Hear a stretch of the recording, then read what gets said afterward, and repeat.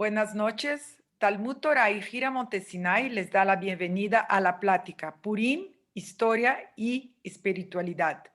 Hoy nos acompañan el rabino principal de la comunidad Montesinay, Abraham Tobal, la maestra Gina Kersenovich y el rabino Raúl Askenazi, nuestro moderador de hoy. Les recordamos que estamos transmitiendo en Facebook Montesinay, México, donde pueden hacer preguntas y comentarios, al igual que en el chat de Zoom. Posteriormente podrán ver y compartir esta y todas las demás entrevistas en YouTube Sinai MX. Le paso el micrófono al rabino Raúl Askenazi, nuestro moderador de hoy. Muchas gracias Marlene por la presentación. Muy buenas noches a todos los que nos ven y nos escuchan. Es un placer saludarles. Estamos el día de hoy de mantenerles largos, como se dice en el argot coloquial, para presentar y exponer un tema de suma importancia previo a estos días tan importantes, la fiesta de Purim. Historia, espiritualidad, con dos ponentes extraordinarios. Les presento con mucho gusto, como ya dijo Marlene, al rabino principal de la comunidad Montesinay, el Jajam Abraham Tobal, y a la maestra Gina Kersenovich, quienes nos acompañarán en el transcurso de esta hora y fracción, para exponer sus temas y llevarnos reflexiones maravillosas de esta fiesta de Purim. Historia pura también, que estoy seguro será de mucha importancia y utilidad. Jajam, muy buenas noches, qué gusto saludarlo y compartir nuevamente con usted una plataforma más, un evento más de la comunidad. Buenas noches. ¿Qué tal? Buenas noches. Ya estamos muy familiarizados con estos eventos. La verdad que sí. Con Raúl y ya también con Gina, que es ya la segunda que tengo el gusto. ¿Qué pasó? Sí, Raúl. Bienvenido, Jajam, buenas noches. Solo gracias. Para saludarlo. Ok, gracias. Y bueno, también tenemos, y les presento con mucho gusto y cariño, a la maestra Gina Kersenovich. Gina, ¿cómo estás? Buenas noches, qué gusto tenerte aquí. Buenas noches, muchas gracias, Rabino. Buenas noches, Rabino Tobal. Para mí es un honor y un agradecimiento muy grande que me permitan aquí de Gira Montesinay, de la comunidad Montesinay, ser parte de ustedes y todo el público que me permite entrar a sus hogares para transmitirles mis pasiones, que es la historia y la relación de la historia con el pueblo judío y con sus costumbres, tradiciones y leyes. Gracias. Pues muchas gracias, bienvenida también, Gina. Y bueno, estamos listos y estamos anhelando ya escucharlos, porque estoy seguro que tienen mucha información para transmitirnos de este día tan especial, un día muy importante en el judaísmo, el día de Purim, que se festeja y se festejará por siempre. Jajam, no sé si quiera usted empezar exponiendo. Dígame, por favor. No, mejor le doy la palabra primero a Gina. Hay que primero ver el contexto histórico para después explicar la visión y la filosofía de eso.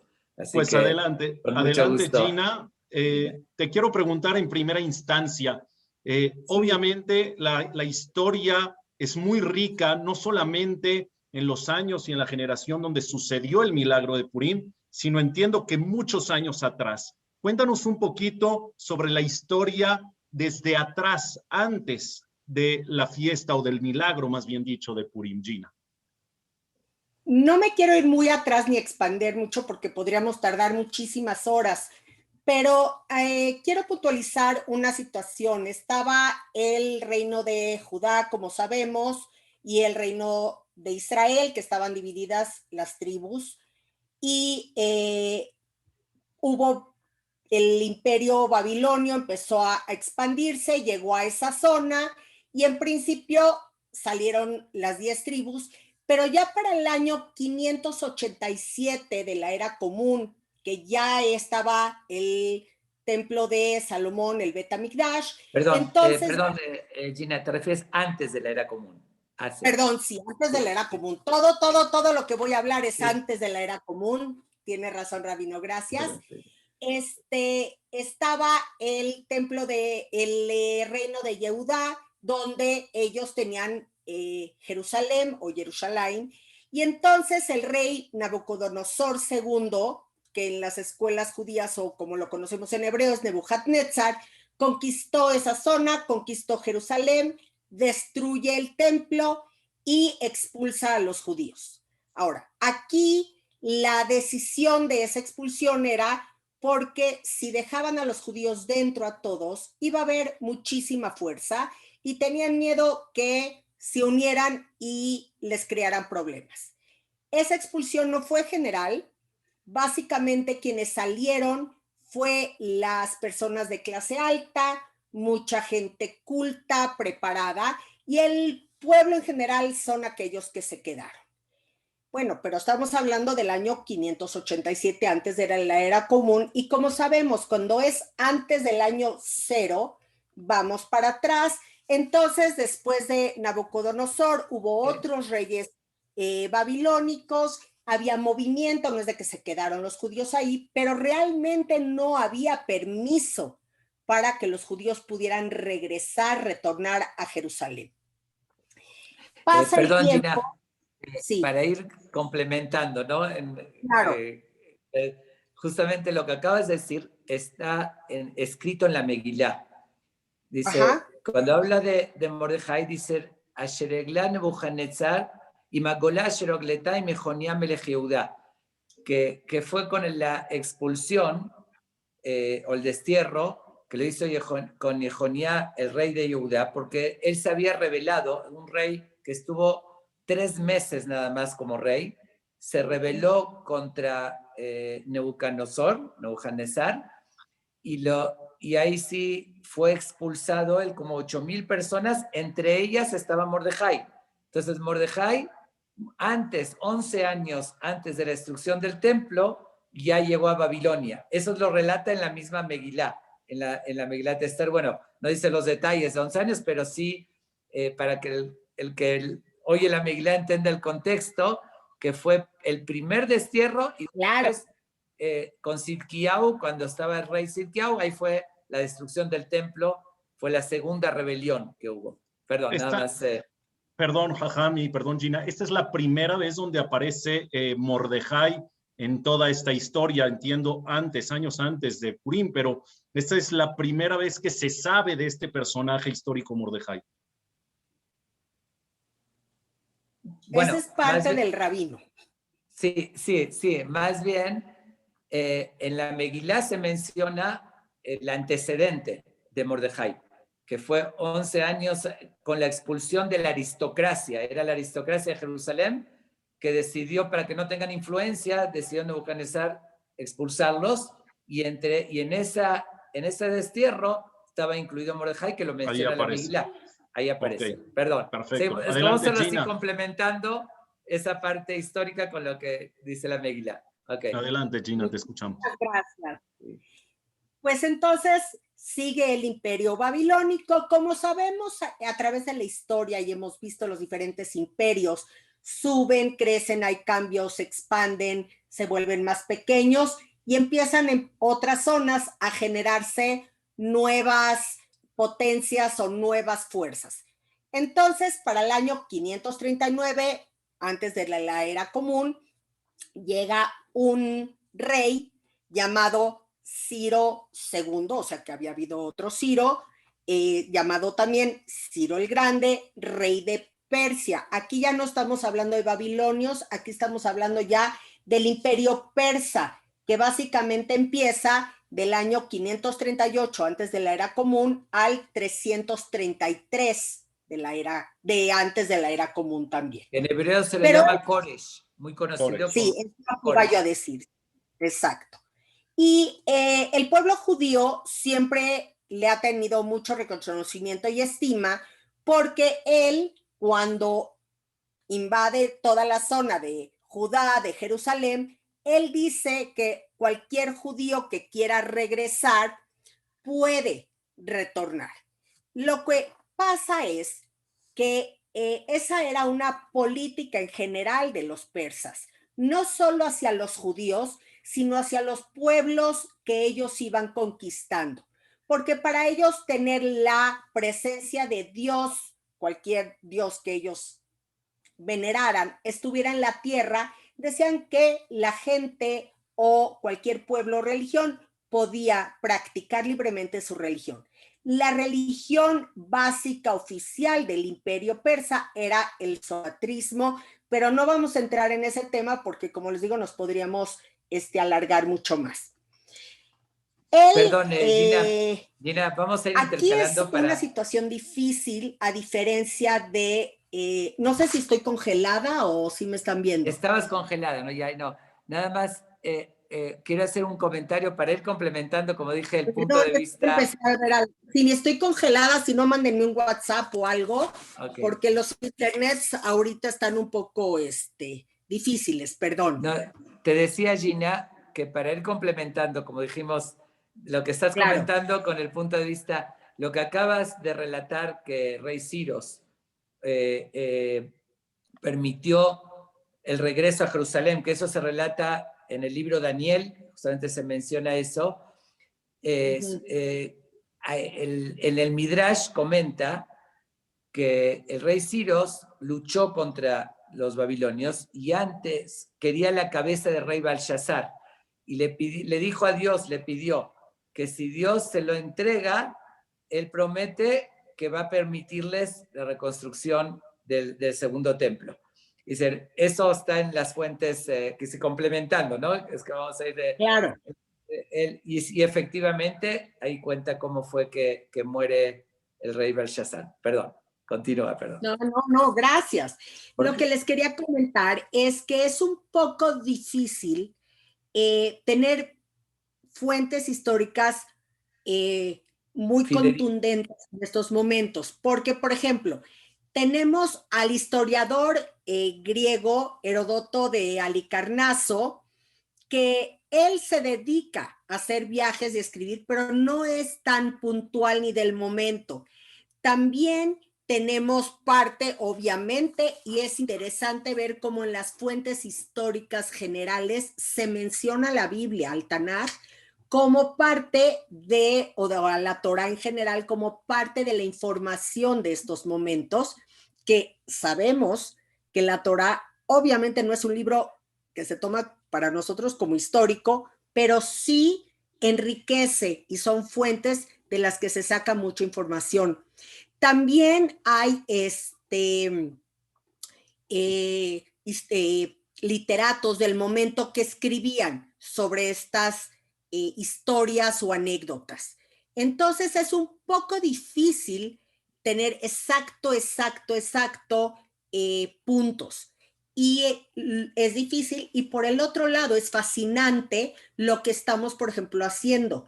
Yo les doy datos generales y el rabino nos está puntualizando en qué parte de la Torá o de los comentarios o de los escritos está. Entonces nos enriquece muchísimo.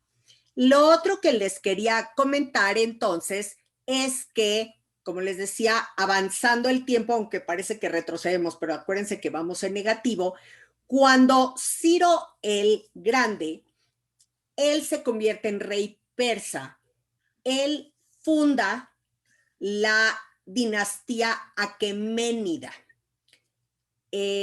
También para los reyes y en general les es muy importante tener un nombre como de familia para que no vaya a haber una usurpación o si van a cambiar o quién va a entrar y que se les conozca bien, y el árbol genealógico de los reyes les es sumamente importante. Ahora, sí quiero ver si no me falla la tecnología y les puedo compartir este mapa, pero lo quiero hacer en grande. Permítanme, no me tardo mucho. Aquí está. Bueno, este es el mapa ya del Imperio Persa. Básicamente es este. Estamos, recuerden, hablando del siglo 4 antes de los años 500 antes de la era común. Esta parte, la cafecita, es el Imperio Persa. Para lo que se estaba viviendo en esos momentos es muchísimo, porque aquí están pues varios reinos africanos. Aquí es muy interesante que están los zapotecas, y ver lo que está en diferentes partes del mundo. Ahora, nosotros, esta es nuestra zona. Entonces, vean cómo si éramos una parte integral y además la parte de Egipto, que después cuando ya entren los griegos, toda esta zona va a ser sumamente importante y rica, y como lo vimos en diciembre, la parte grecorromana con los macabeos. Pero el ver acá que está todo este imperio llega hasta acá y sigue siendo un centro muy importante. ¿Por qué? Porque también los persas eran un imperio con gente que era muy comerciante y que viajaban muchísimo en mar. Entonces, el tener esta salida y el tener estas salidas les enriquecía y les daba negocios o comercio con toda esta zona. Por lo tanto, el tener a el pueblo judío aquí contento y bien les era importante. Por el otro lado, recordamos que con Ciro, el hecho de que permitieran que los judíos regresaran, pues quizá en nuestra imaginación pensaríamos que, wow, los dejaron regresar después de que lloraban tanto, etcétera, etcétera, y no querían. Pues entonces aquí hay una situación. No regresaron. Perdón, es que quiero salirme del compartir pantalla para regresar a la clase. Y muy pocos realmente regresaron. ¿Qué pasa? Mande, Rabino, sí. Sino que justamente es un punto muy importante ese que estás mencionando, y ahí se podría decir una analogía con la actualidad que estamos viviendo. Después de 2000 años se forma el Estado de Israel, tan añorado en la diáspora de 2000 años, rezando siempre que nos dirigimos a Jerusalén, todo eso. Y ya se forma el Estado y se hubiese esperado que todos vayamos para allá. Sin embargo, no fue así. Y fue algo muy similar a lo que estás diciendo cuando el rey Koresh o Ciros cumplió su palabra de esa promesa de que los iba a dejar regresar. Fue una emigración de alrededor de 40,000 judíos, y eran como 2 millones, que subieron 40,000. Y la verdad fue una decepción para los que algunos donaron dinero, bueno, como Keren Kayem, Keren Ayesod, donamos, pero sí, así dice que los ricos de Babilonia o de Persia en ese entonces donaron, pero fueron 40,000. Y ahí estaban también los líderes. Entre ellos fue Mordejai, que llegó a Jerusalén con ese permiso del rey Koresh, y hubo judíos en Jerusalén que se estaban oponiendo. Hubo ahí toda una historia que relata en Nehemías, en Daniel, una oposición muy fuerte, como hoy en día hay contra el sionismo, entre grupos ultraortodoxos, etc. Es muy interesante que la historia en cierto momento se repite, y ahí tuvieron una oportunidad de oro que no la aprovecharon totalmente. Perdón, continúa. Ahora, perdón. No. Perdón, Sí. un segundo. A mí me gustaría saber, y creo que al público también, cuáles fueron las razones principales por las cuales no quisieron regresar, como bien dicen ustedes, el grueso de la población. Bueno, la situación está porque, como ahorita, ¿por qué muchos no regresan? Primero, los que se fueron ya con medios para establecerse. Pasa el tiempo y el imperio babilónico fue bastante noble con los judíos, y cuando entran los persas siguen siendo nobles. Pueden practicar su judaísmo, empiezan a ser muy ricos. Yo tengo la teoría de que la globalización la inventamos nosotros, porque si era un pueblo o un imperio que eran comerciantes y marítimos, pues siempre el tío, el primo vive del otro lado, podemos negociar, hay idioma en común, porque finalmente se hable o no se hable, se acaba teniendo un idioma, un lenguaje en común. Entonces, si yo estoy haciendo una buena vida y me está yendo bien, qué bueno. No quiero Estaban hablar cómodos, personalmente, hablo. digámoslo así, estaban Sí. cómodos. Sí. Tenían una buena vida. No hay datos de sufrimiento de judíos en esos momentos, bajo estos reyes, en estos imperios. No hay ningún dato de mal, al contrario, se habla en forma general, no particular, pero de una buena vida, tranquila, sin mayor problema, y no se menciona asimilación. Estuve buscando, a lo mejor no encontré las fuentes, pero busqué y no, vivían bien, cómo vivieron las comunidades de Irán, de Irak, por muchos años, sin mayor problema, por muchos años. Sí, estaban arraigados a su judaísmo y a sus tradiciones, más no a la tierra, ¿no, Jajam? Sí. Bueno, no a la tierra, como nunca hemos estado, pero sí a sus tradiciones, vivían como judíos y estaban bien organizados, tenían a sus representantes de comunidad, tenían a sus líderes religiosos. Y además los persas con el zoroastrismo no se dedicaron a construir grandes templos. Entonces eso también no era una amenaza para el pueblo judío, porque no había esa cuestión de imagen. La única imagen que viene posterior, perdón, Rabino, que me seguí, es cuando ya con Darío, que después de Ciro vienen las descendencias, y llega Darío, y él, que llegó a Darío usurpar, II.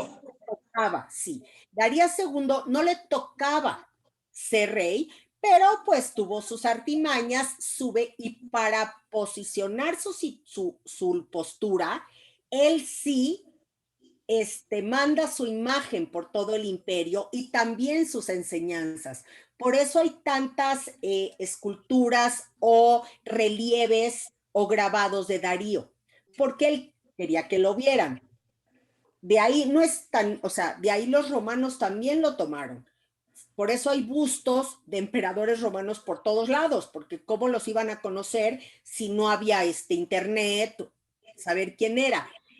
Pero imágenes realmente no eran imágenes para venerar a nadie. Eran guerreros, eran muy agresivos, eran comerciantes,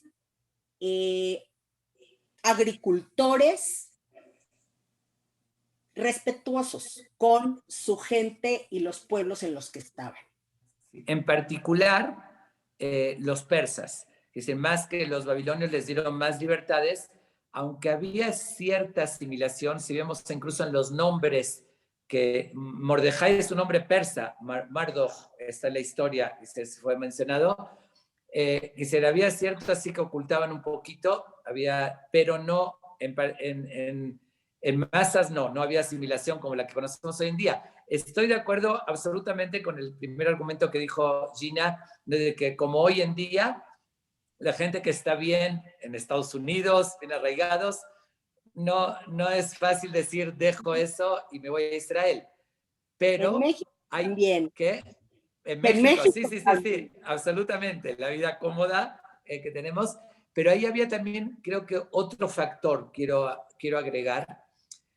Cuando nosotros hablamos del primer templo y segundo templo, nosotros porque pasamos los dos, o la Primera Guerra Mundial, la Segunda Guerra Mundial.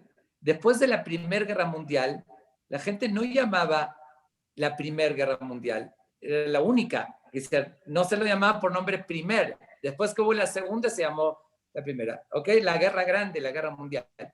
Aquí lo mismo. Para el pueblo de Israel, el templo era el único, el que construyó toda el esplendor, bueno, toda la maravilla, construido por el rey Salomón. No se concebía otro. Se destruyó, para ellos se acabó. Muchos pensaban que no era real, ya perdimos el templo, por eso no hubo segundo todavía, no conocían ese concepto. Entonces muchos como que tampoco asimilaban esa idea que sea real, que Dios había enojado con el pueblo, se destruyó. ¿Y por eso no regresaron, Jajam? ¿Porque no creían en la reconstrucción? Es una parte, sí. Una parte no creían en la reconstrucción y otra parte por la comodidad, y por eso... Aún Daniel, con la profecía existente, porque había una profecía que se iba a construir posteriormente. Sí, pero habían que Daniel, Ezra, Nehemías eran profetas que ellos sí los motivaban y les decían que se va a cumplir, pero no todos aceptaban, no todos creían. Como algunos no creían ahorita en Israel moderno, en el regresa. Por eso digo que hay una similitud de esta historia con la época que vimos. Con la actualidad. Muy cercana, sí. A mí me gustaría, Jajam, preguntarle filosóficamente y contextualmente hablando, ¿qué opina usted por la experiencia y sabiduría que posee? A mí me llama mucho la atención como que se está hablando de esta parte en la que no regresan los judíos y que el primer argumento que da Gina y que usted está de acuerdo es porque estaban muy cómodos. Y siento como que se transmite a lo mejor que fue una mala decisión. Hoy en día... Obviamente. Hoy en día, por ejemplo, Jajam, tenemos esta también comodidad y como bien dice, no nos vamos. Es una mala postura el estar cómodo y decir, me quedo en donde estoy, ¿para qué me arriesgo? ¿Para qué comienzo de nuevo? ¿Lo ve tan descabellado, Jajam? No, tampoco. Me refiero realmente, religiosamente hablando, sí debemos aspirar a la tierra de Israel y vivir, que es una mitzvah.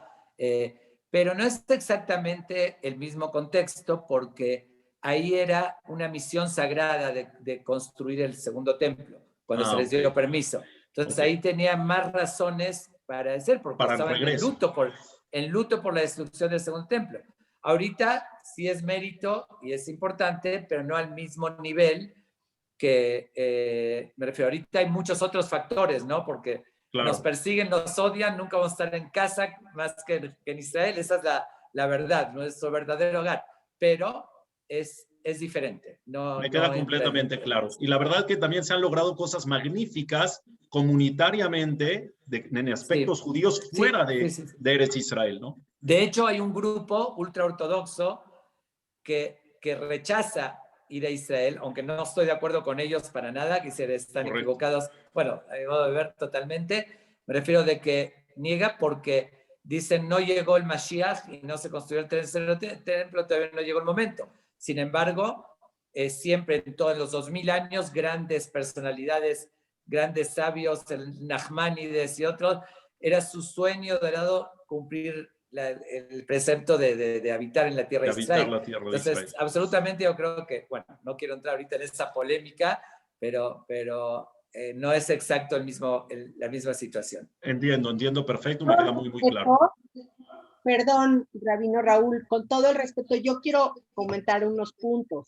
Que a pesar de que estaban los profetas y hablaban, también es difícil cuando uno ya está establecido en un lugar, está teniendo uno un buen nivel de vida, está uno bien con el vecino, está uno en paz, tiene, como le digo, gente importante, gente sabia,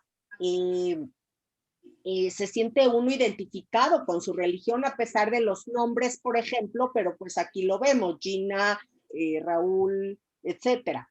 Pero a lo que yo iba es que con la pregunta de si positivo o negativo, yo la siento muy relativa porque pues obviamente el ideal es estar todos allá, pero como usted dijo al final también, se hacen cosas muy ricas e interesantes y al final pues sí nos deja pensar un poco por qué nos quedamos y para qué, porque al final cuando el rabino Tobal nos dé profundamente la historia de Purim, pues no todos se hubieran ido y qué bueno que no todos se fueron y que quedó gente como Mordejai y Esther.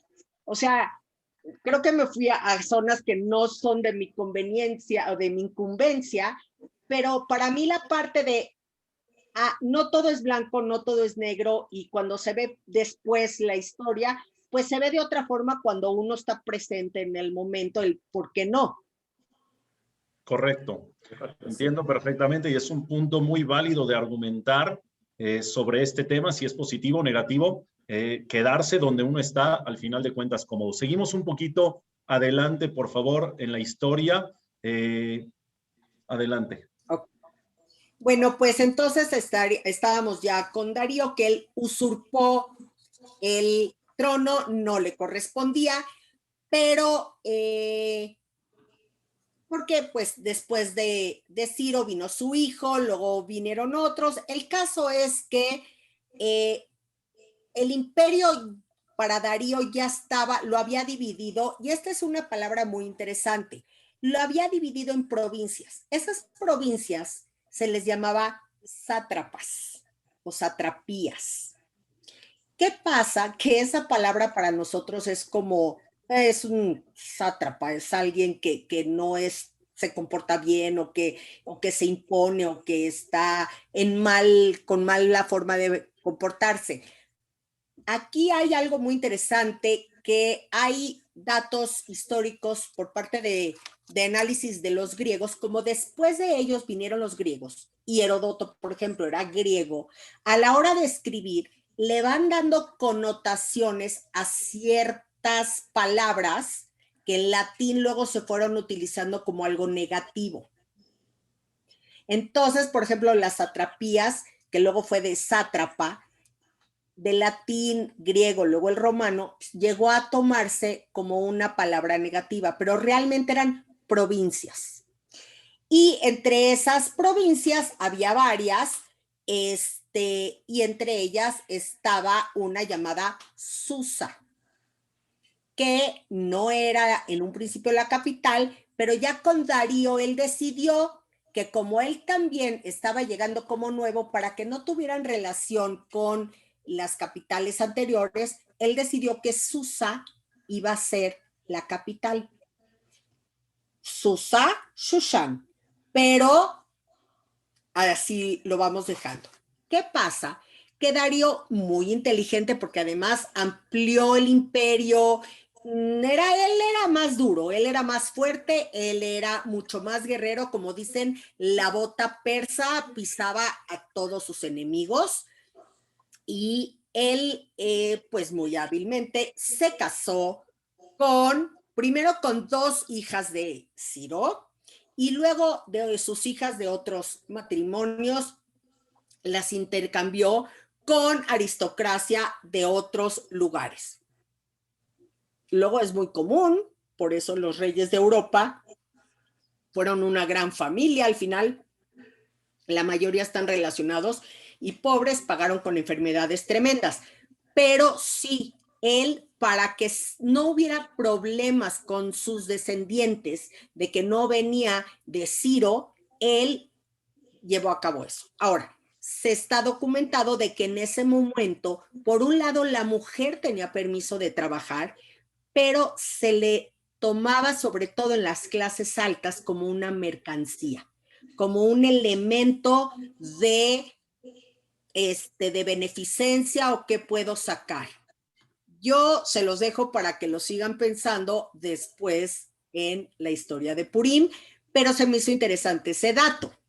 Que es aquí, perdón, Gina, donde me gustaría interrumpirte un poquito, porque Jajam, este dato que dice Gina, donde la mujer era intercambiada como una moneda de negocio, vamos a decir, para sacar algún beneficio, en Shushan, en la capital, esto fue parte de lo que fueron los inicios, vamos a decir, de la historia de Purim, con Ahasverosh, la reina Vashti, que quería sacar algún provecho y buscar una reina llamada Esther. Cuéntenos un poquito esta parte, la parte religiosa, filosófica de la mujer, qué rol jugó y qué rol tiene que jugar verdaderamente, ¿no?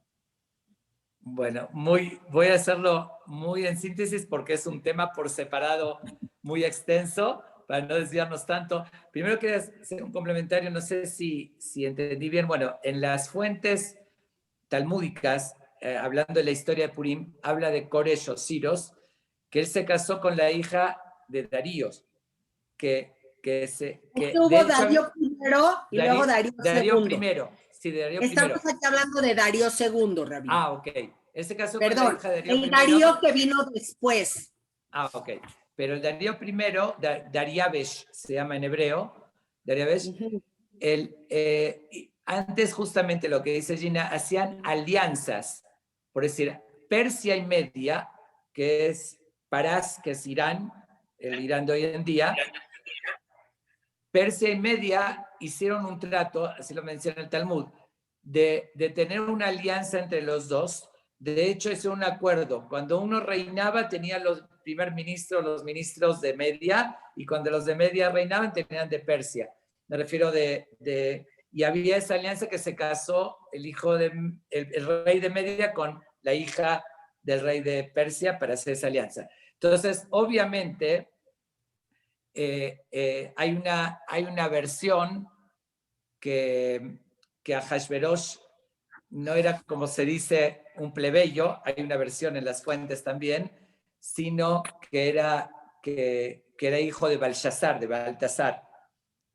que Ahasverosh. Prefiero, hijo de Darío. Hay una versión así, de Dariavesh. Sí, pero no sé si alcanza a ver, Rabino.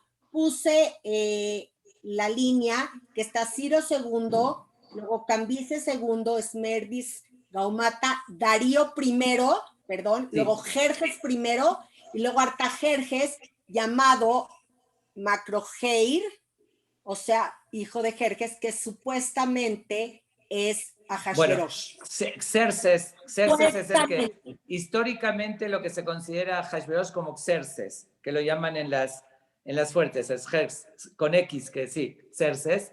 Entonces Ahasverosh, hijo de Darío, hijo de Dariavesh, no, hay una versión así, otra versión que dice que era un plebeyo, que era el cuidador de la caballeriza, ¿no? Entonces, las dos están en las dos fuentes, pero lo que sí, volviendo al punto que mencionaba Gina, sí se tomaba la mujer, no se le preguntaba, me refiero, la mujer era un medio, quiero hacer una alianza con ese rey, como lo hicieron Persia y Media, le doy a mi hija y de esa manera nos mantenemos como aliados, ¿no? Porque está casado con mi hija. Entonces sí, y fue justamente lo que menciona en la Megilá, que vino Amán a echarle sal todavía a la herida, y él fue el que cuando Vashti se negó de exhibirse en el banquete, ahí fue cuando Amán propone, o Memuján, que se supone que es Amán, aunque hay también versiones. Es que en todo esto estoy investigando a fondo, hay tantas versiones y opiniones, las mismas fuentes de Rashim, que es muy difícil decir algo con certeza absoluta. Y por eso me cuido, digo según versión, que Amán fue el que propuso, fue el machista más renombrado de la historia, porque lo dice textualmente, Liot kolish sorer bebeto undaber kishon amo, que para que todos vean y aprendan que el hombre domina en la casa y se hable su idioma, que dice, si la mujer habla otro idioma y se les facilita, está prohibido, hay que hablar el idioma del hombre. Dice una ley absolutamente machista que la introdujo y que la manda a matar por desacatar al esposo, ¿no? Que todos aprendan eso. Obviamente que la Torá para nada ve así. En la Torá tenemos leyes, alajá, que dice que uno tiene que amar a su esposa como a sí mismo y respetarla más que a sí mismo. Respetarla más que a sí mismo no es ninguna de esas prácticas, ¿no? Sin entrar en el tema, pero quiero al margen, ya que estamos hablando de historia y surgió esta pregunta, se los digo con conocimiento de causa y con fundamento, que el judaísmo estuvo a la vanguardia en el lugar de la mujer históricamente. Porque hoy hay feminismo, hay de los derechos de la mujer, se defienden, pero hace 3.000 años, hace 2.000 años, o 2.500 en la época que estamos hablando, la mujer no se concebía, era un medio de comercio, ¿no? Sí, las vendían, bueno, los árabes hasta ahorita, ¿no? Por camellos, ¿no? Intercambiar. Entonces, en el judaísmo, desde la entrega de la Torá, ya se le dio un lugar privilegiado, único, de todas las religiones y de todas las culturas, que si vemos históricamente en todas las religiones y culturas, no encontramos en ninguna que se le dé ese lugar de tanto respeto, y está escrito que por las mujeres santas salió el pueblo de Egipto. Cuando Dios en la Torá le dice, tomarle vete a Jacob, primero diles a las mujeres, después al pueblo de Israel, etcétera, etcétera. No quiero, como dije, desviarme del tema de Purim a eso, pero absolutamente. Estoy de acuerdo con lo que dice Gina, me refiero así, la tomaban como una pieza comercial, ¿no? De inconveniencia, y en el judaísmo no fue así.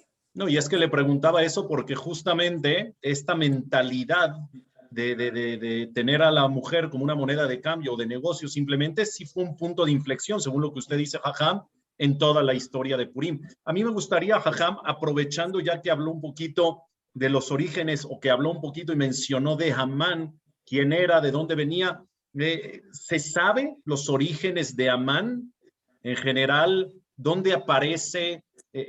¿Siempre fue un malvado? Okay. ¿Se sabe un poco de él? Ok.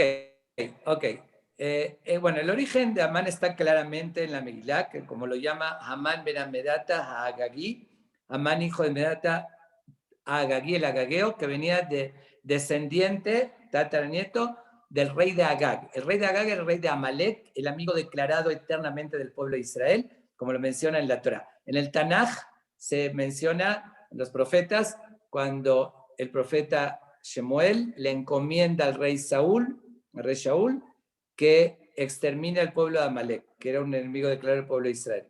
Que el rey Saúl se apiadó, dejó al rey de Agag vivo. Bueno, el Midrash comenta que en lo que el profeta lo regañó, en el ínter, en la cárcel, tuvo oportunidad de ir con una sirvienta, de tener unas relaciones, y dejó semillas, por decirlo así, ¿no?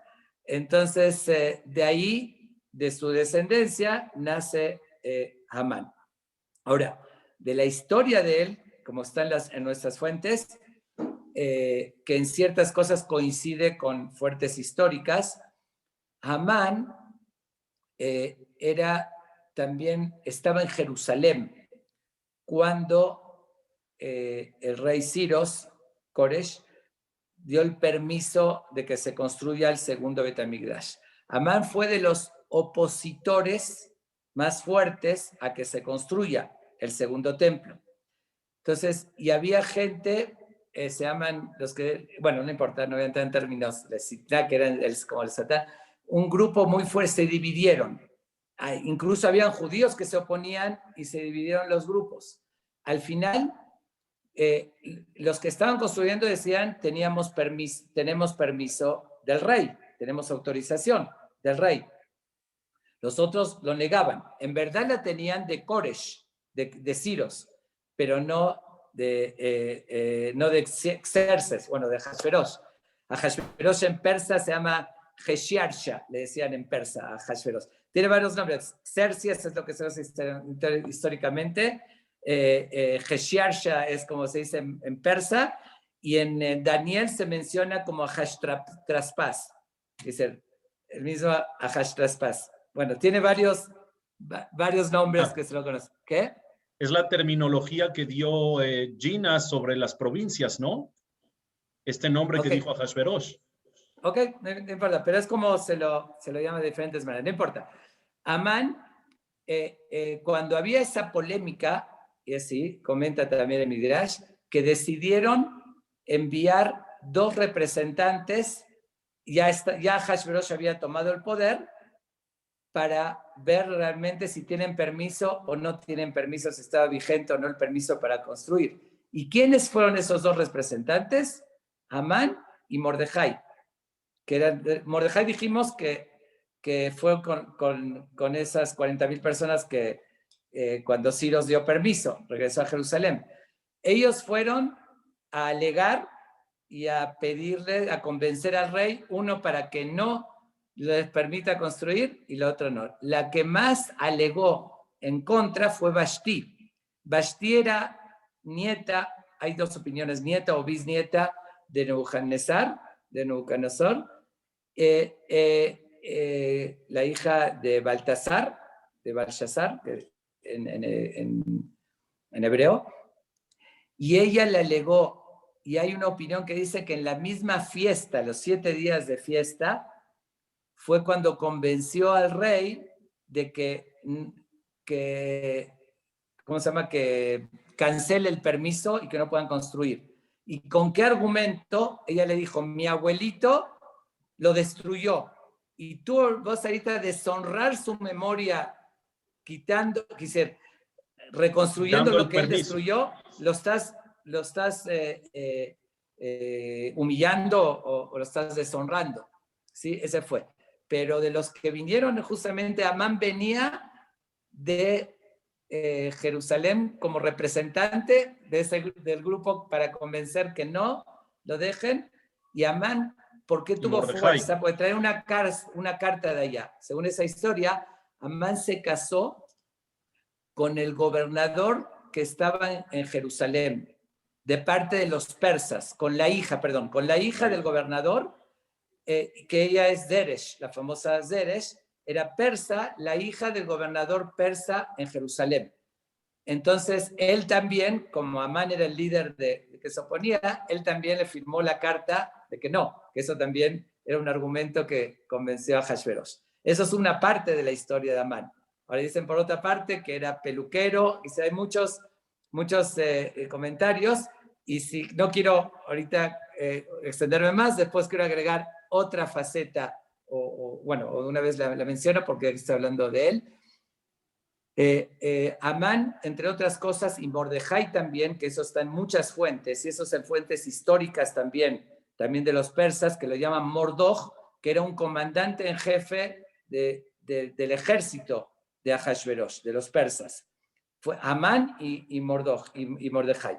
Y una de las anécdotas conocidas, que los dos fueron en una de las conquistas y que duraba unos años, y tenían alimentos y lo que necesitaban para su gente por tanto tiempo, que Amán no lo administró correctamente, se le acabó antes.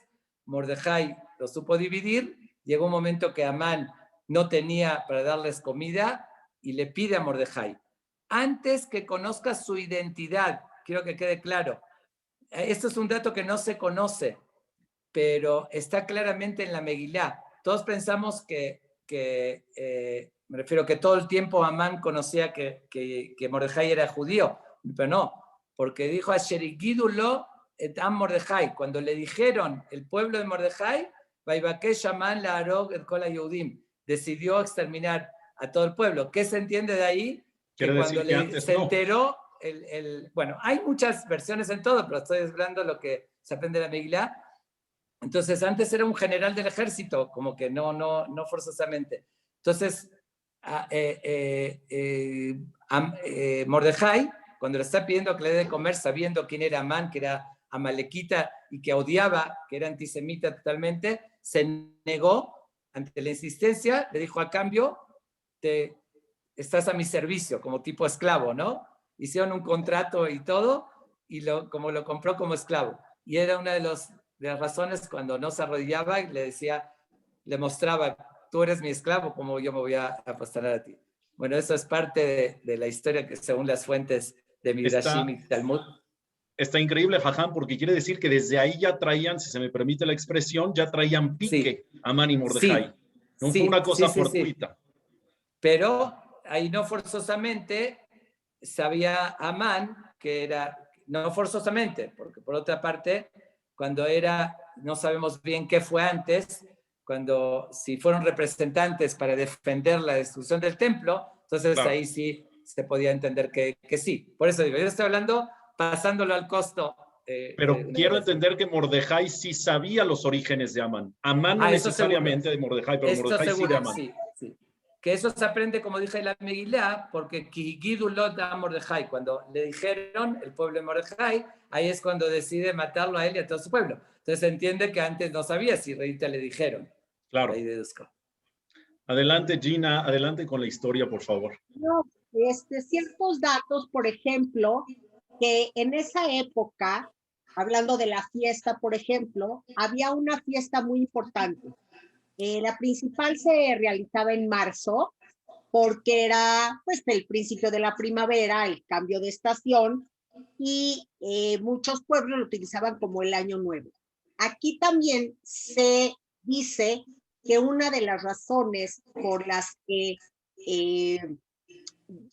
Darío llevó a cabo la fiesta y luego, Jerjes y Artajerjes, o sea, la iban haciendo, era por sus triunfos en las guerras. Y esas fiestas podrían durar meses, o sea, no solo un día o dos, podían durar muchísimo. Otra cuestión muy importante que se dice es que en la época de Jerjes el Grande cayó en como un estancamiento el imperio.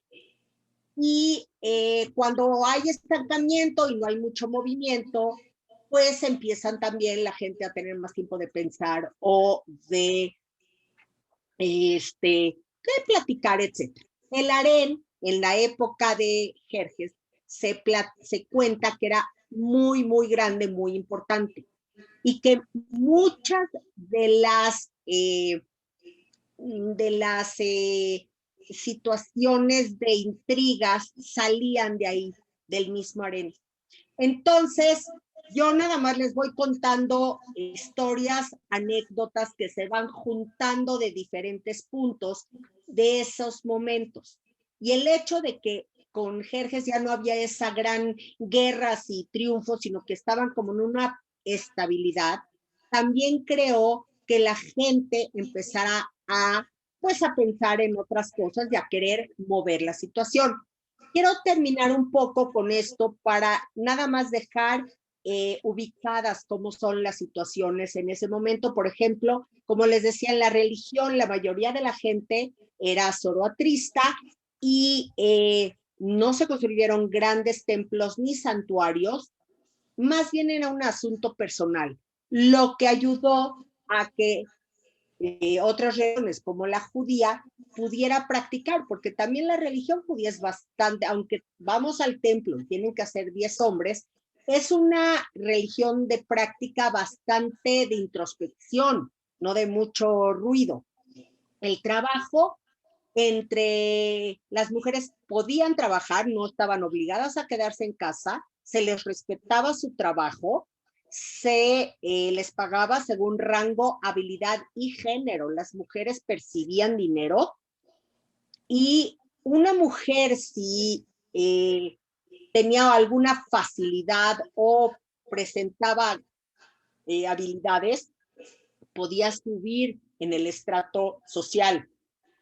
Como sabemos, el más alto eran los reyes, los nobles, y iba bajando. Hasta abajo era el pueblo llano, los agricultores, básicamente. Ahora, aunque la mujer tenía un lugar importante en el trabajo, la familia era de fuerza patriarcal. La herencia era patriarcal, quien mandaba era el hombre, como lo dijimos antes, y se permitía la poligamia, no solo el casamiento, sino además concubinas.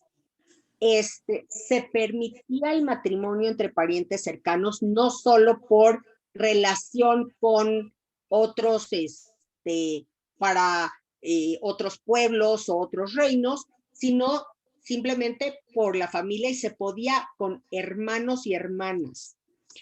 Se permitía el divorcio, o sea, la separación, pero como no ocurría mucho, solo está mencionado en pocos textos. Y también el que hubiera un matrimonio entre un persa y un no persa era poco común, pero sí se llegaba a llevar a cabo, y básicamente era por situaciones, entre comillas, de negocios. Sí, alianzas que podemos utilizar para Purim. Y la crianza de los niños estaba en manos de las mujeres. Los primeros 5 años el niño no podía ver, o la niña no podían ver a sus papás. Estaban entre las mujeres todo el tiempo, pero a partir de los 5 años, dependiendo el género, las actividades que se les ponía. Y desde chicos los niños se les ponía a montar caballo y se les enseñaba a pelear. La peor ofensa en el imperio persa de estos momentos era la mentira. No se permitía mentir. También nos pone a pensar en cuestiones de Purim. Y la economía estaba basada en la agricultura, había irrigación, como hemos visto que los persas, bueno, desde los babilonios con los jardines babilónicos, verdaderamente tenían un gran avance en cuanto a cómo crear terrenos agrícolas. El pastoreo era muy importante y las minas. Como les dije, el comercio era muy importante y se tenían importantes rutas.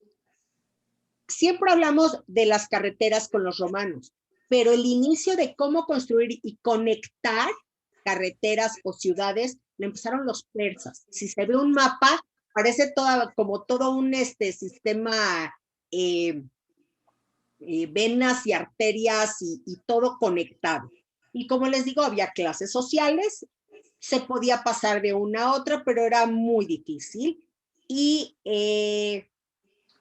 básicamente, como les digo, los persas, aunque eran muy agresivos, muy guerreros, entre ellos se vivía bastante tranquilo y bien, y poco a poco los griegos fueron entrando, que fueron las famosas guerras médicas.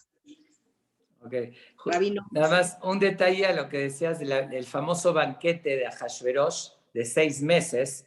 Dice bueno, la Megilá, yo no digo que era, digo que no, yo se sé. comentaba a veces que hacían. Ok, no, pero quiero hacer énfasis en el banquete que relata la Megilá, que dice Ajá.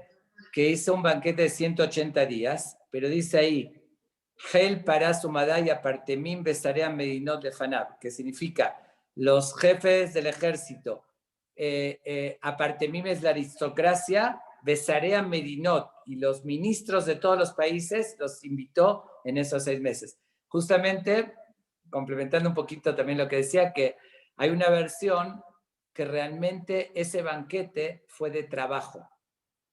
Él lo que quiso hacer una alianza y afianzar la alianza con todos esos países que dominaban 127, dijimos, naciones, quería también luchar contra los griegos, que en ese entonces estaban tomando fuerza. Después del imperio persa llegó el imperio griego. Y quería tener una alianza 6 meses, se hace una alianza para organizar guerras y tener apoyo. Y para eso los tenía que ganar con buena comida, con derroche y ganarse también la confianza. Y después fue 7 días de la gente de Shushan, ¿sí? Y una de las versiones es que después mandó a Mordejai a esa guerra. Después de ese banquete los mandó a Mordejai y a Amán, cada uno como comandante a la guerra contra griegos. Y después cuando regresaron, como al final estaba esa disputa entre Amán y Mordejai si construir o no, y le dio la razón a Amán, por eso después lo subió como primer ministro, ¿no? Como que él ganó esa disputa. Te digo, esa es una de las versiones, no podemos saber de forma absoluta, pero te comento nada más, bueno, en la parte histórica, ¿no? Todo eso claro. Entra en la parte histórica, todavía no entramos en la filosófica, ya se está acabando el tiempo. Increíble. Antes de entrar en la filosófica, Jajam, una última pregunta que creo que es importante. Después de todos los datos que mencionó Gina en su última participación, me llama la atención que no hemos hablado mucho de los orígenes de Esther, quien fue una mujer protagonista también de la historia de Purim, porque habló de los orígenes de Vashti, habló de Mordejai, habló de Amán, habló de Ahasverosh. ¿Se sabe algo de Esther? Ok, realmente se sabe mucho. La misma Megilá dice, y Esther bat Dodó, era su prima, que Umot había Beimá, cuando murieron los papás, la adoptó, le cajá Mordejai Levat, la tomó como hija y se la adoptó. Hay una versión que dice que era sobrina, pero su sobrina. Sí, pero de la Megilá simplemente se entiende claramente que era su prima, ¿no? Que sí. Hay quien dice incluso se casó con ella, hay quien dice que no. Son, como dije, todas estas cosas son diferentes versiones, pero una cosa sí está muy clara para terminar con el tema de los orígenes. Sobre los únicos que se mencionan la ascendencia en la Megilá son sobre Amán y sobre Mordejai. Cuando lo presenta Mordejai, la Megilá dice, Ish Yehudía Yabe Shushan Pirá, Ushmo Mordejai, se llama Mordejai, Ben Yair, Ben Shimi, Ben Kish y Shemini. Dice el hijo de Yair de la tribu de Binyamin. Y a Amán también, como dijimos, Ben Amedata Agagí, era hijo descendiente del rey de Agar. ¿Por qué se resalta eso? Porque, bueno, ahora sí hablando un poquito místicamente en la visión de la Megilá, está resaltando un encuentro que hay entre Mordejai y Amán, porque sus antepasados se habían enfrentado, que fue Shaul, que él descendía, Shaul era de la tribu de Binyamin, y Mordejai descendía del rey Shaul, y Agag, que era el rey de Amalek, y que Amán descendía de él. Entonces, en ese entonces se enfrentaron, Shaul no cumplió su misión como debe ser, y ahorita se vuelven a enfrentar Mordejai y Esther contra Amán, que era descendiente, que era amalequita. Por eso, cuando Mordejai le encomienda a Esther que se presente ante el rey para abogar por su pueblo, Esther, la primera reacción fue de temor. Dijo, la ley es que si no me convocó, no me llamó, y entro sin permiso, me mata. Así era la orden. Entonces dijo, ¿cómo me voy a atrever a ir si no me convocó? Ya tiene 30 días que no me llama el rey. ¿Y qué le contesta Mordejai? Y Maharesh Taharish Baet Azot, Rebach Beasalá y Amod la Yehudim y Makomahar. Si tú te vas a quedar callada, la salvación igual de Dios va a venir de otro lugar. Veat Ubetabich Tobedi. Y tú y Ubetabich, la casa de tus padres, serán Tobedi, que serán perdidos. ¿Cómo la casa de sus padres? Si ella era huérfana, los papás ya murieron. ¿Qué le está diciendo Mordejai con eso que le dice tú y tus padres, Ubetabich, van a ser perdidos? Justamente ahí le enseñó Mordejai. Tú tienes la oportunidad de corregir el error de tus antepasados, de rey Shaul. Y si no aprovechas, te van a perder, que si ya nunca van a tener esa oportunidad de corregir. Por eso le dice, Ad Ubetabich, tú y tu ascendencia y las casas de tus padres. Entonces, ese es el origen de Esther, era huérfana y Mordejai la adoptó como hija. Sí. Está apagado tu micrófono, Rob. Sí. Increíble, increíble, Jajam, esta parte de la conexión entre los personajes, de verdad es espectacular. Y esto me lleva a dar pie a la parte filosófica, Jajam, porque bueno, dentro de todo esto se empezaron a dar los milagros de Purim. Sin embargo, cuénteme realmente dónde está el milagro de Purim, porque a ciencia cierta se dice que Purim y Hanukkah, que ustedes como bien dijeron, ya tuvieron una intervención en diciembre de la historia de Hanukkah, son milagros completamente increíbles de parte de Dios y por eso estamos existentes y por eso somos duraderos y estamos vigentes como pueblo, como religión, como nación. ¿Dónde está el milagro de Purim, Jajam? Se lo pregunto con todo respeto. Sí, ok. Muy excelente pregunta la que haces, Juan Raúl, porque el texto de Purim, de la Megilá, fue introducido a la historia de Media y Persia, a la historia. Es un texto, por eso incluso hay opiniones, el Eben Ezra dice que estaba censurado. Me refiero a que está escrito, no se critica al rey Ahasverosh, todo porque fue universal. Fue para los Yehudim, como nosotros lo leemos en Biblia, y también para los persas. Entonces tiene un texto que parece una historia, una telenovela. Diciendo, el tono no es como otros libros del Tanaj, no es muy judío, que ni se le enseña el nombre de Hashem y todo eso. Correcto. Okay. Pero yo creo que, y lo dije en muchas ocasiones, ahorita grabé un video explicando toda la filosofía de Purim y hablo muchísimo para responder tu pregunta. Yo creo que es el mensaje más actual en el tema de milagros, porque justamente es un milagro oculto. ¿Y cuándo lo podemos ver? Cuando leemos la historia completa de la Megilá. Tiene 10 capítulos la historia de la Megilá. Y los siguientes capítulos los tenemos que seguir escribiendo nosotros porque se presentan constantemente.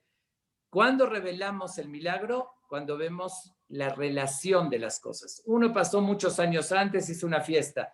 Aparentemente no tiene nada de particular, como lo dijo históricamente, hacían los persas fiestas, nada especial.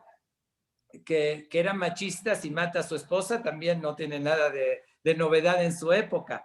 Pero si vamos relacionando, hilando cabos y armando el rompecabezas, vamos viendo cómo todo pasó exacto. Muchas cosas pasaron ilógicas. No era lógico que mate a Vashti, que era la aristócrata, que era la hija del emperador anterior, que eso le dio fuerza a él.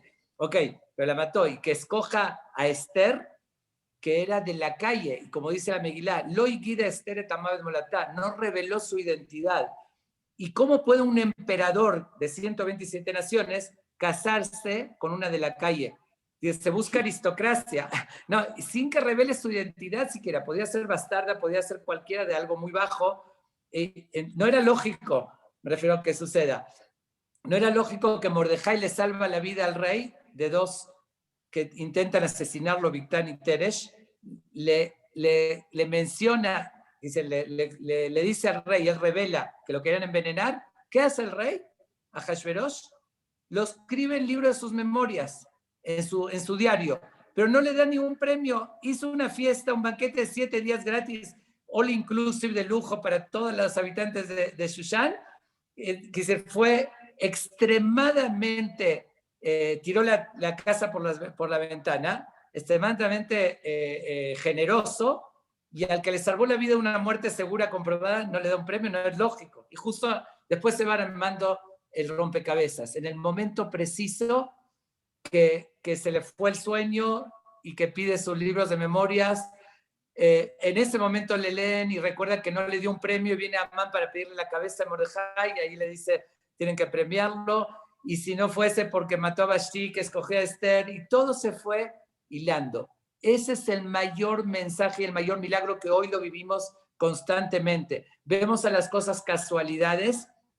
No tenemos hoy muchas Megilot, que veamos la serie de sucesos, lo que pasó hace 50 años y después 20 o hace 200, y que todo eso llevó, pero Dios está llevando los hilos desde arriba.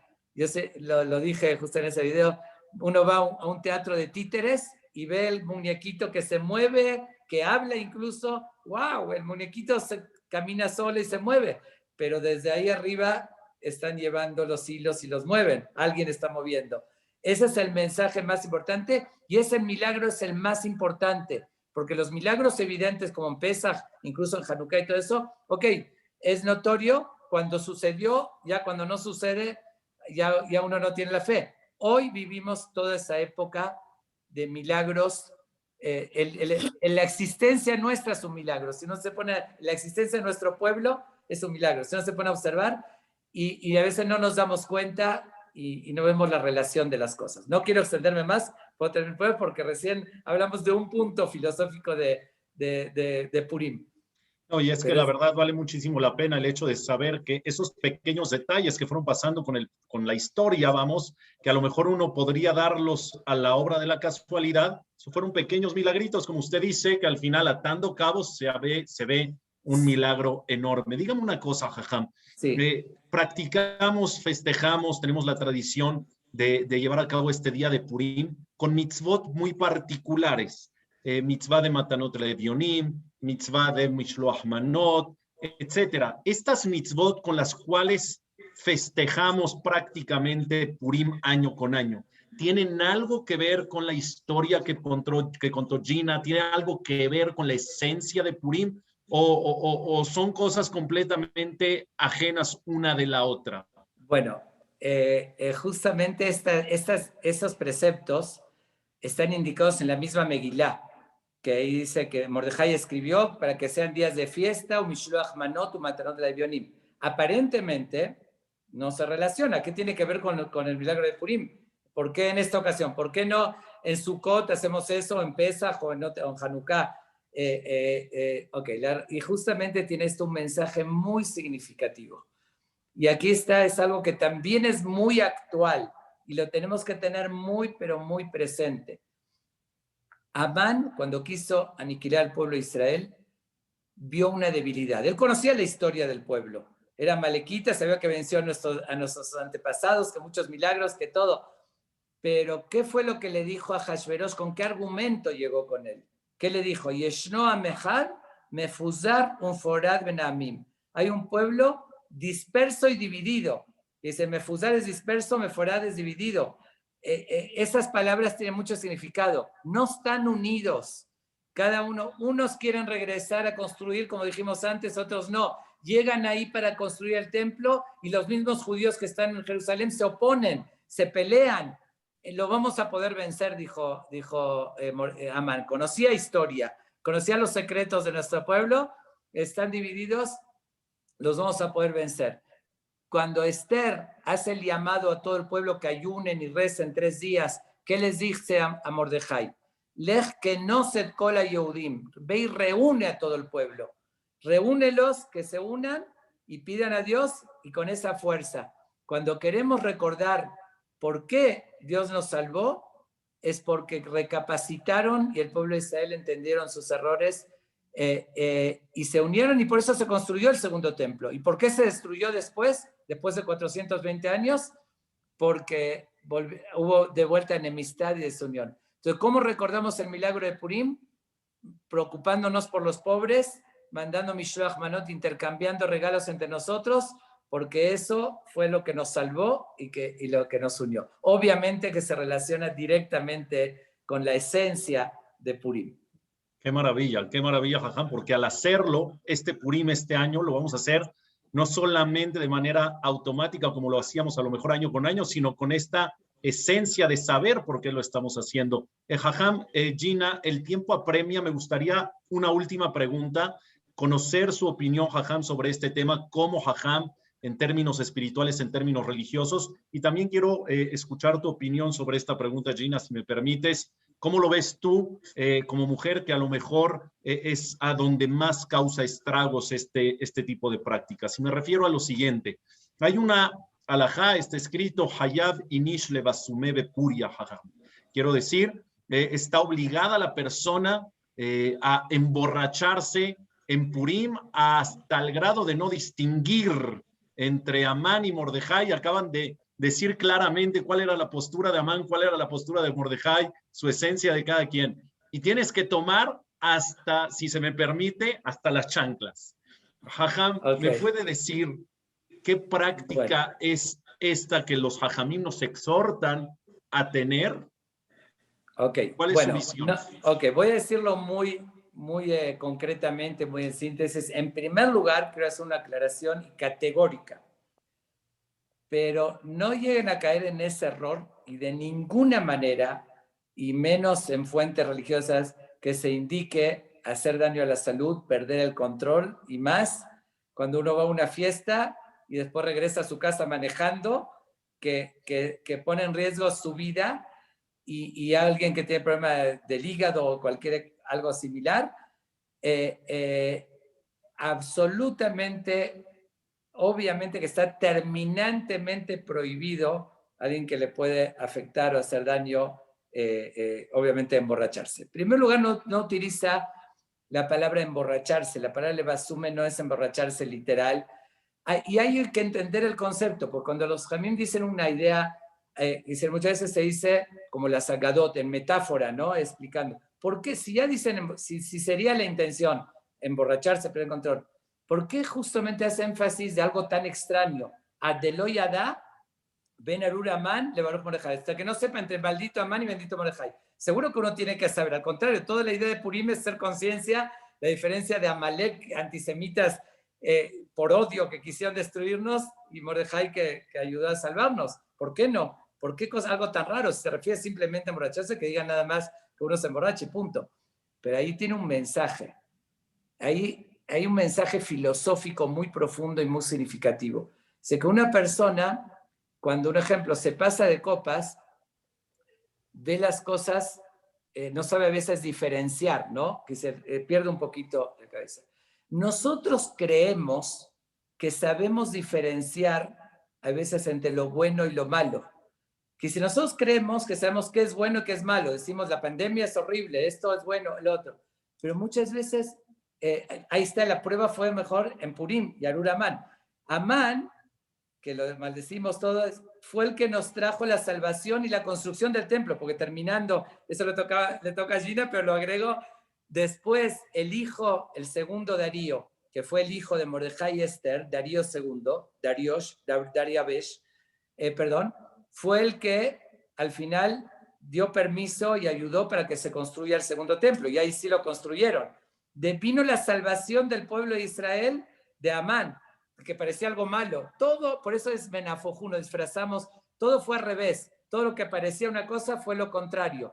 Entonces, hay veces uno tiene que estar en un estado que no se crea más inteligente que Dios y tiene que estar un poquito como que bajar su inteligencia y opacarlo un poquito con una bebida y entender que a veces uno se queja a Dios, ¿por qué estas cosas me pasan? ¿Por qué esto es malo? Y, bueno, y no sabe lo que va a las consecuencias, ¿no? Como lo vemos en Purim. Por eso hace énfasis a Deloyada, hasta que no se crea que sabe entre qué es bendito Mordejai y Meltamán, porque lo que parecía una cosa salió la otra y esa es la confianza en Dios.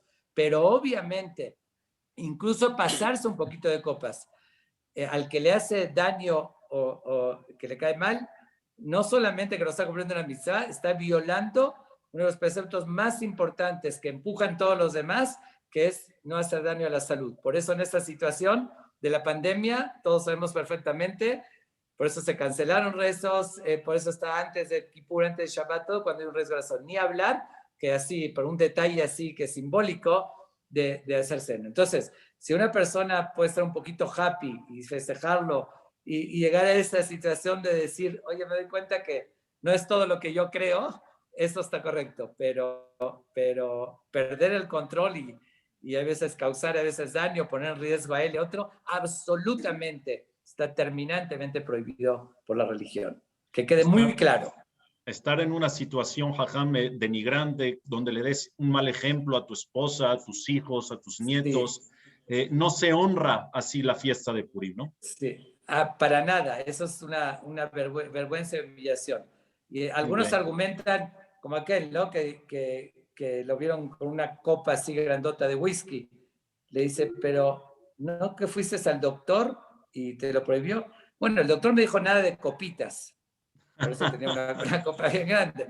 Oh, pero eso, obviamente, digo, es nada más perfecto, un poquito jaja. Estar perfecto. Happy y sin hacerse daño. Adelante. Y me encantó este concepto de lo yada, saber que es relativo, ¿no? Lo bueno y lo malo, y saber que tener confianza que todo lo que hace Dios es para bien.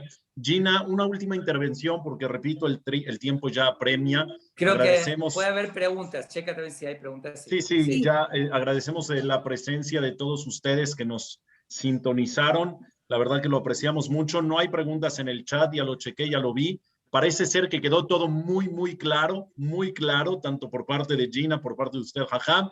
Así que nada más una última intervención, Gina.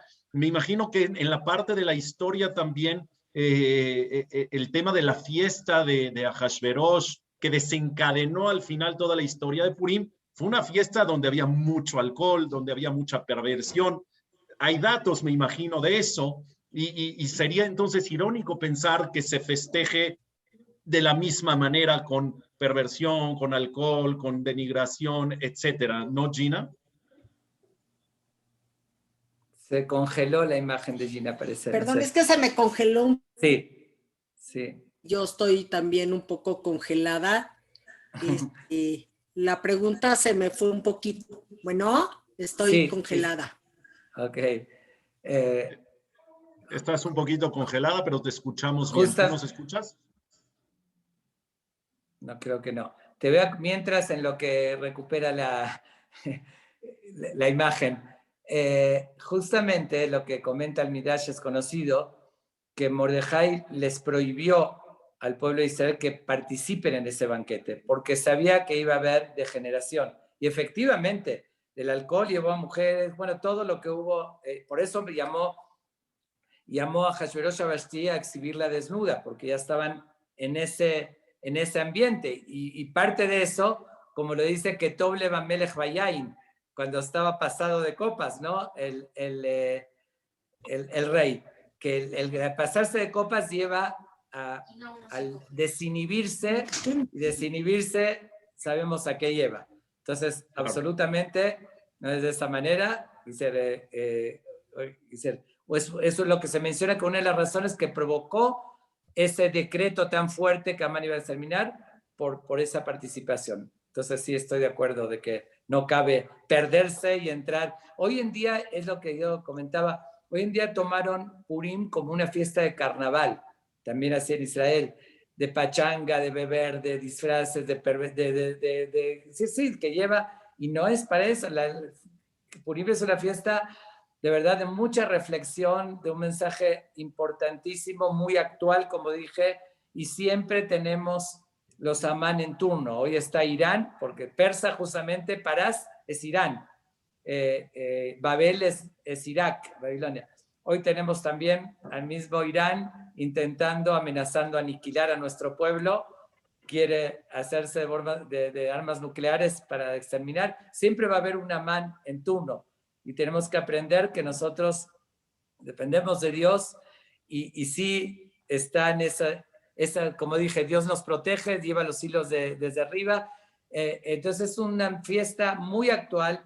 Hoy es una época de ocultamiento, no es como antes que Dios se revelaba. Entonces estamos en la misma época, entonces tenemos que darle el lugar importante que merece Purim.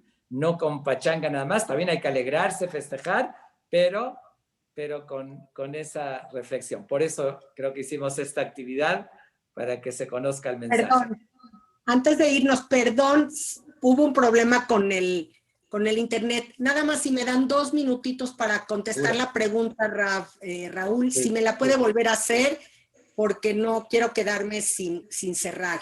¿Cuál era la pregunta? Por favor, Gina, queríamos una última intervención tuya y es que va en torno a eso.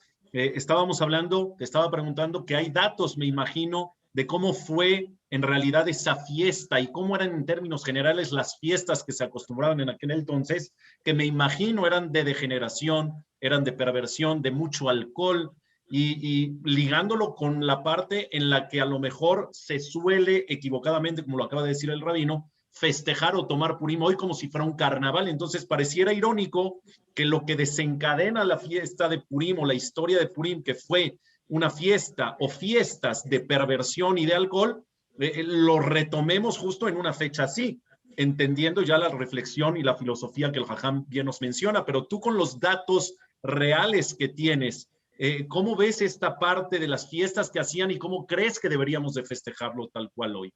No se menciona como una fiesta de perversión, se menciona como una fiesta de hombres, en las que había grandes banquetes, había abundancia total, como había alcohol, y la parte realmente de, podemos decir, de hombre, mujer, utilizando la palabra sexual o perversión, no era en esa forma.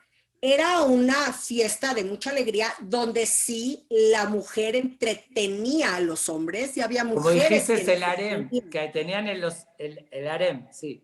Pero no necesariamente el harem entretenía, también el harem era el lugar donde vivían todas las mujeres, las esposas, las concubinas, y con los hijos de las esposas y de las concubinas. No ha de haber sido nada agradable, pero a la hora de la fiesta, pues sí, inclusive checando, muchos de los que atendían eran hombres, meseros hombres. O sea, era una fiesta o de principio de año o de triunfo de una guerra, pero que se puede tomar que quizá en este momento él quiso presumir uno de sus máximos tesoros, que era su esposa. De ahí viene toda la otra historia o cómo fue, pero sí tomaban muchísimo, pero no era, o sea, como lo que se menciona. Y sí, mi punto de vista personal, he tenido experiencias que me han desconcertado en cuanto a la injerencia del alcohol en esta fiesta, donde para mí, sin mucho conocimiento de la parte religiosa, es si estamos disfrazados, nos estamos ocultando nuestra esencia. Y entonces, pues yo pienso que con el alcohol o sin el alcohol, pues cuesta trabajo reconocer. Y como dijo el rabino, es mejor ver tras bambalinas y buscarle. Y sí, estamos contentos, no nos mataron, pero igual podríamos hacer una fiesta de no nos mataron, así de grande, en cuando se conmemora el holocausto de los que se quiso exterminar, y tristemente se exterminó, y como dicen 6 millones, pudieron haber sido 6 millones uno, y cada uno vale por millones. Pero sí, a mí me ha cuestionado, y siempre le he dado el beneficio de la duda y el respeto a los escritos de los sabios. pero yo sí creo que esa interpretación o esas palabras del rabino de decir hay formas o hay que buscar el adentro y cómo subir el nivel espiritual, pues me llenó y me dio mucho orgullo. Y en la parte histórica no hablan de perderse. Sí, se perdían, era una fiesta de hombres festejando, pero no la finalidad era toda una... Entiendo que no era el objetivo de la fiesta, pero como dicen por ahí, como dicen coloquialmente, una cosa lleva a la otra y el ambiente en general que se vivía a lo mejor no era el más sano, pero bueno, como bien dices, a mí también me conforta mucho escuchar esta explicación del Jajam, esta explicación filosófica, espiritual, de ir nuevamente a la esencia de la fiesta, a festejarlo con esencia y no nada más como a lo mejor se suele hacer. Eso conforta, como bien dice Gina, y da mucha tranquilidad. Jajam, muchísimas gracias. Gracias, Gina, también. Ha sido un placer para Gira Monte Sinai, el Talmud Torah Monte Sinai, estar aquí presentes, escucharlos a ambos, poder complementarse uno al otro y de verdad que nos vamos con un muy buen sabor de boca y estamos muy listos y preparados, mejor que nunca, para entrar a esta fiesta de Purim. Les agradezco mucho, Jajam, muchas gracias. Ok, yo quiero agradecer también, bueno, a Gina, que es ya la segunda vez que llevamos algo, creo que es un mensaje importante. Raúl, como siempre, maravilloso llevarlo.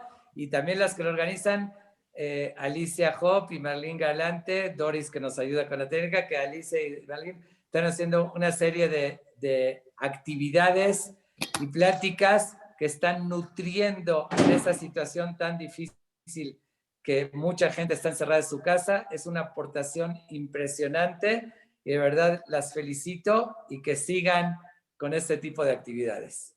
Gracias, Jajam. Gina, buenas noches. Muchísimas gracias y gracias por esta oportunidad. Gracias a Gira, gracias al Talmud Torah, gracias a los rabinos, a todos. Y pues gracias a la gente que nos acompañó y nos dio la oportunidad. Y yo los invito a que sigan leyendo, que sigan buscando, que sigan enriqueciéndose para que estas festividades, estos momentos, tengan mucho más un porqué y un para qué. Y eso nos va a ayudar a ser mejores judíos, mejores seres humanos. Gracias, Gina. Gracias, Marlene. Buenas noches. Un comentario. Les comento que hay muchas felicitaciones y agradecimientos de parte del público para los tres. Y también les quería decir que de parte de Talmud Torah y de Gira es un gusto coordinar esta plática tan valiosa con la participación de los rabinos Abraham Tobal y Raúl Ashkenazi y de la maestra Gina Kersenovich. Los felicito mucho por lograr una plática excelente y muy bien coordinada. Gracias también a todo el equipo técnico de Gira. Hag Sameach, que tengamos un Purim feliz y que llegue pronto los milagros de Purim. Buenas noches y hasta la próxima. Buenas noches a todos. Ay, perdón, ay, recién estoy viendo, bueno, pero ya, yo creo que ya se desconectaron. Una pregunta si estaban los utensilios del Bet Hamikdash, recién la vi en esa fiesta. Bueno, justamente, si a ver, lo contesto rápido.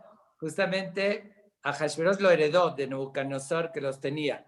Y se menciona que en esa misma fiesta los puso, porque dice Kelim y Kelim Shonim, utensilios diferentes. Y la razón, relacionado con lo que expliqué en la parte histórica, que estaban en ese debate si cancelar el permiso o no. Cuando ya lo canceló, por consejo de Vashti y de Amán, de que no sigan construyendo, entonces como ya no se va a construir, ahorita los puedo usar. Entonces ya usó esos utensilios del Bet Hamikdash.